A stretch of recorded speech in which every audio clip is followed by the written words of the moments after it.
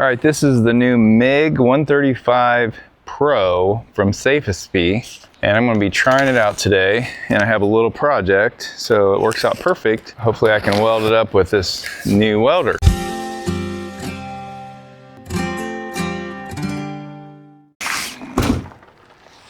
We have a MIG gun, and an extra tip, and a little wrench. It even comes with a spool of wire. How cool is that? I wondered if I was gonna have to rip one out of something else. That is a nice touch there. And this is flux core wire, I'm guessing. Shielded flux core wire, 0.8 millimeter. And this is a stick welder as well as a MIG welder. Now, they have upgraded their electrodes, so this is the old style, and I have a newer one, the upgraded one, to show you. So we're gonna set this one aside, along with the stick welder.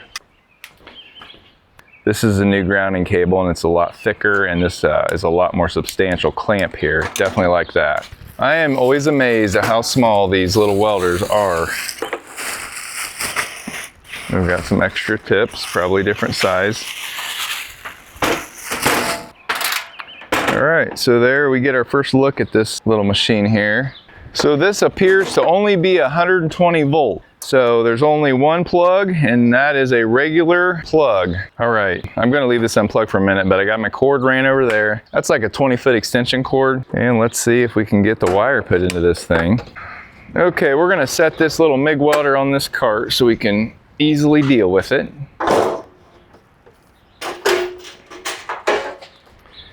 And the MIG gun already has a tip in it. So I'm not sure if it's the right one, but we're gonna check. So this tip just slides off the end like this. And let's see if we can read what it says here. Yes, 0.8 millimeters. So it's already set up for the right size. So how this goes, your gun goes on this side here, and I believe it just presses in.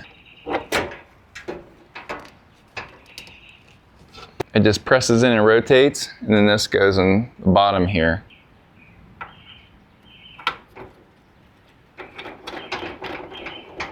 So we got our MIG gun hooked up. And for MIG, we want to hook our ground cable up to this side here. Same thing, has a little locator. Push it in and twist. Just like that. Most MIG machines are similar. So we're just gonna undo this wire. Okay. We gotta cut the end of this off. So we start with a fresh end.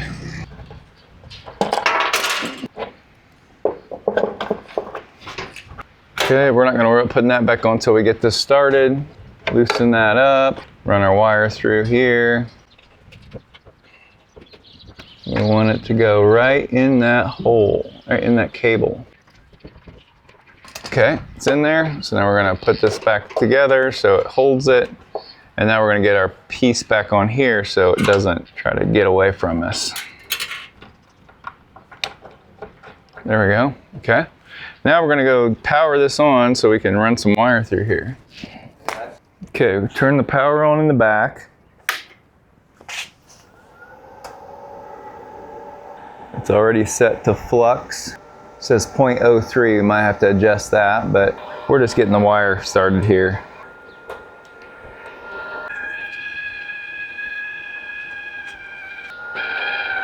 There we go, coming out the end. Okay, so we got our wire through. Now we're just gonna work on our settings and make sure we got our settings set right.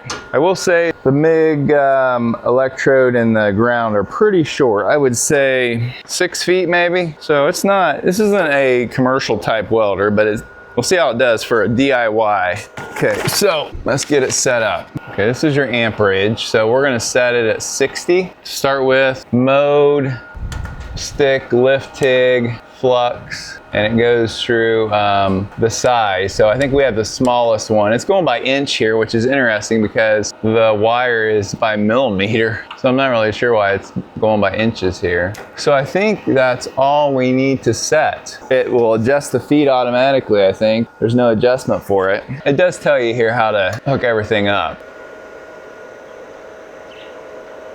Okay, while we get our pieces ready, I'm gonna go ahead and shut the power off here. This should be ready to go when we're ready to go.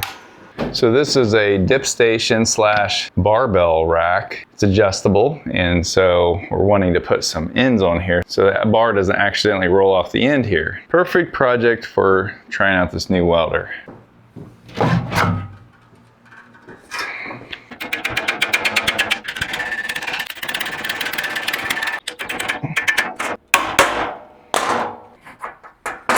Okay, I was originally going to weld a washer or something on the end here, but I don't have one that I can find anyway. So I think I'm just gonna weld a catch there so that it can't just roll off.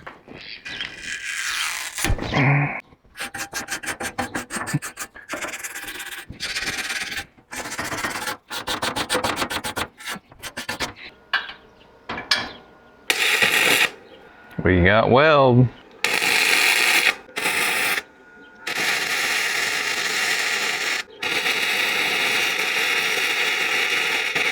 Turn it down to 60. I'm having a hard time seeing.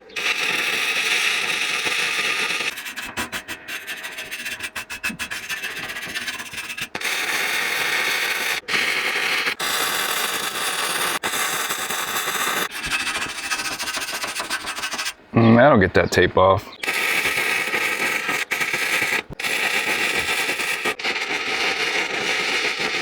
Let's put some on this side.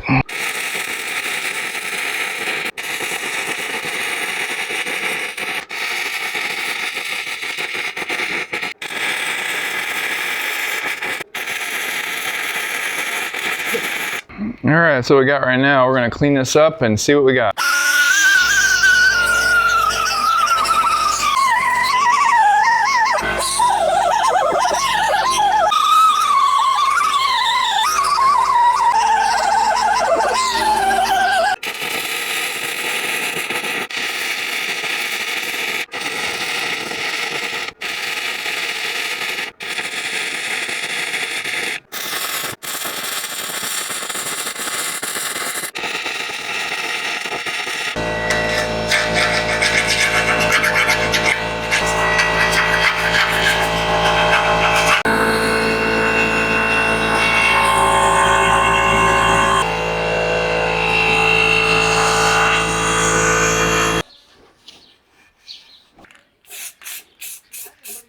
All right, since we're done with that little project, I'm just gonna put a couple beads down so you can see what it looks like.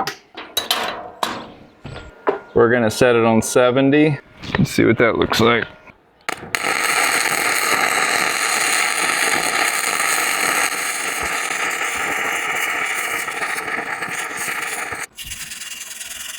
I think I need to get a lighter color helmet lens because I can't hardly see this, to be honest. I need to get some better equipment here. Either that or I'm just getting blind. Okay, we're gonna crank it up a little more. Let's go up to 80 and see what that looks like.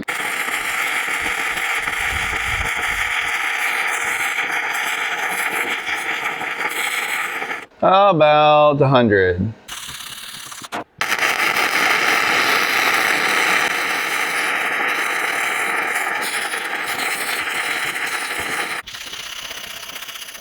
That gives you an idea what it can do. Not a bad bead for flux core. I'm going to run a little bit of a bead down here, just for an example.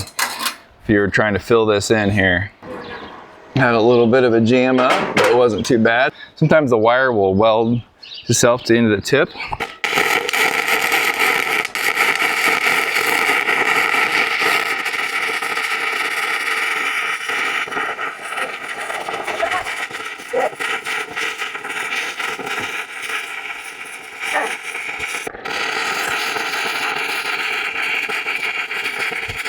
All right, I just took one pass there, but that gives you an idea a little bit what it can do.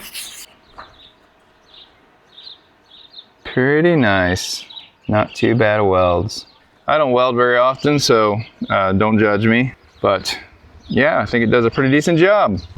All right, now just for fun, we're gonna hook up the stick welder because you don't even have to unhook the other one to hook up the stick electrode.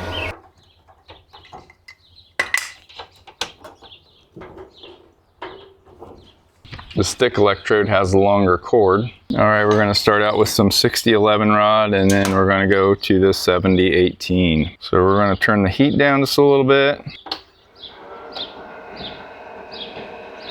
We're about 85. Let's see how it stick welds. Before we start, we have to switch this to stick welder. There we go, and turn it up to 85.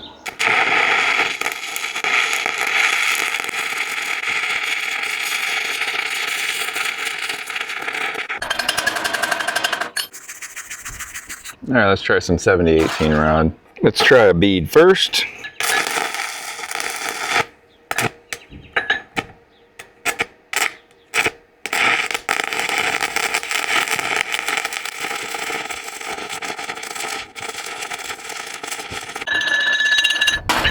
I don't think 85 is enough. Let's go up to 100.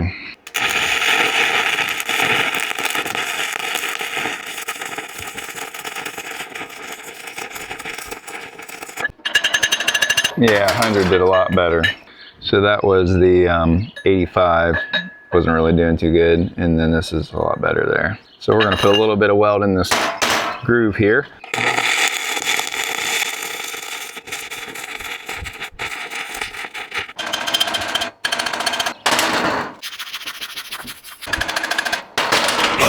On something like this, I didn't do a very good job. I was trying to do too much too quick, but you want to get your weld down on the very bottom of that. You don't want to really do too much back and forth.